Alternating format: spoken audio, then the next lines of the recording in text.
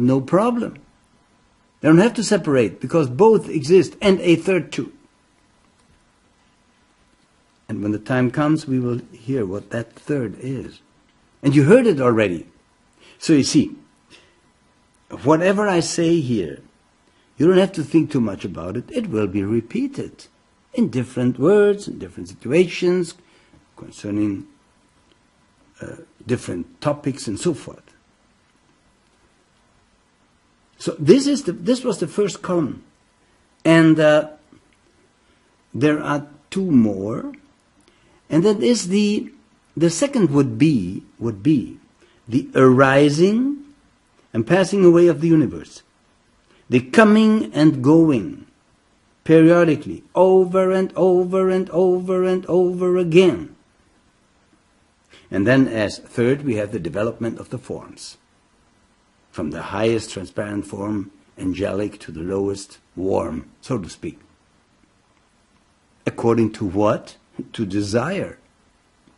The thought with which or in which you die, your last thoughts, the last thought or so, that will be the thought in which you clothe yourself at next life. So beware of what you think. And play the mantra. Play the mantra. Now we have holy scriptures. We have the Bhagavad Gita. We have the Mahabharata. And these are, which is a bit a greater Hindu epic. We have all these scriptures. You see, but we have the Vedas and so forth. But the Book of Light is pre-Vedic science, written in thousands of handwritten pages, dictated to me by the Mahachohan, and available also in German. And you can download it at no cost in the website allreligionsunited.com. Because that is what the Book of Light does.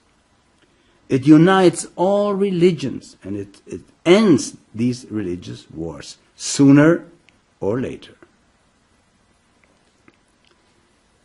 Words have power, dear friends. We must choose our words. Now, I tell you now one thing ahead. I'm no guru. I'm no perfect being, far from that. And I don't know until today why the Mahachohan had chosen me to write the Book of Light. But I learned myself from it. So you see, don't take me as a guru. Take the scripture as guru. Yes, it is perfect. It is glorious. I just pass it on to you. I have actually nothing to do with it. It was dictated to me, and so. And I always say, and if I would stand in front of a Coca-Cola automat, and this scripture would come out without author, and I would read it, I would still follow it. Because it has evidence and proof in itself. And it makes sense. Well, if it doesn't make sense to you, of course you shouldn't listen longer. Then it's not for you, maybe. Then you must look somewhere else. But I tell you, the Book of Light explains origin and purpose of man and universe, and every language you have, every question you have about origin and purpose of man and universe will be answered and is answered in the Book of Light. And on our path to God, we carry it under our arm, the Book of Light. And so we refer sometimes to other scriptures, not telling that they are wrong. Contrary, the Bible is right, the Quran is right, Buddhism is right, if you know the common core of those teachings. Because there was once one teaching, it separated, it split into the different religions of today,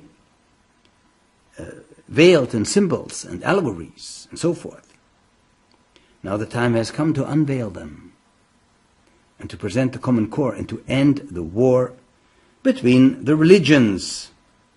which of course is a great problem until today for mankind. Book of Light will end this sooner or later. So, and you see, what is a master? Is one who is the same in pain and pleasure. If you are the same in pain and pleasure, you become immortal. You become what you already are, you just didn't know it. That means you have just an awareness. You're aware of something, but you don't judge it any longer. And this is only possible with the meditative state.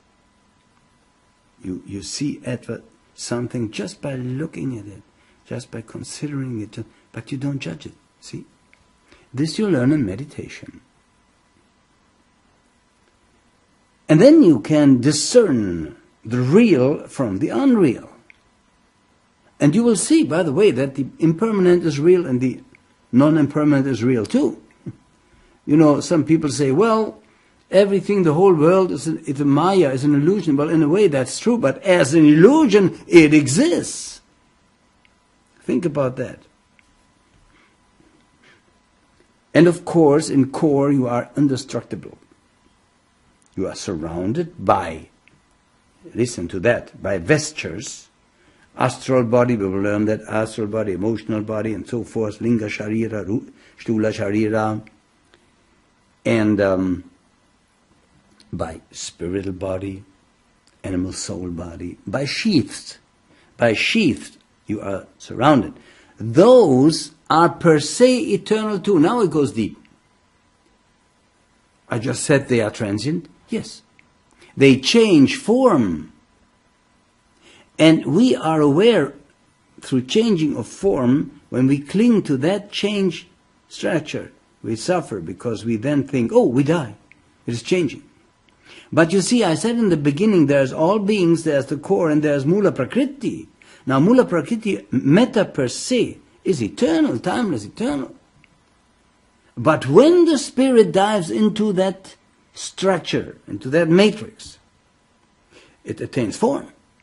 Yet the nature of that matrix is harmony, again, away with the form. It so to speak, equalizes like the flat surface of a peaceful ocean.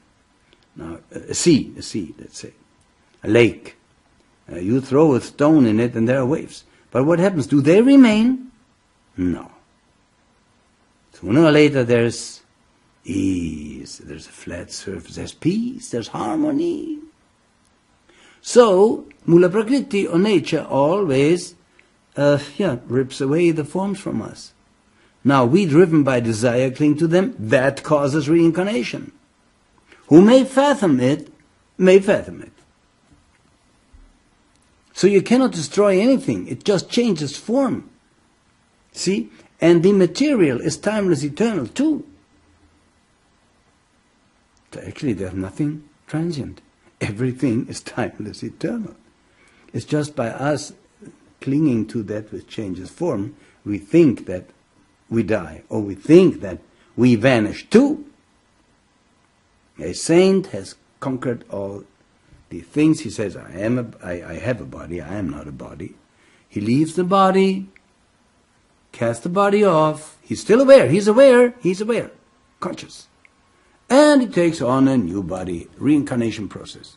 He does it consciously. We, normal people, so to speak, do it unconsciously, do it driven by desire. He does it by choice. By choice. Great difference, I may say.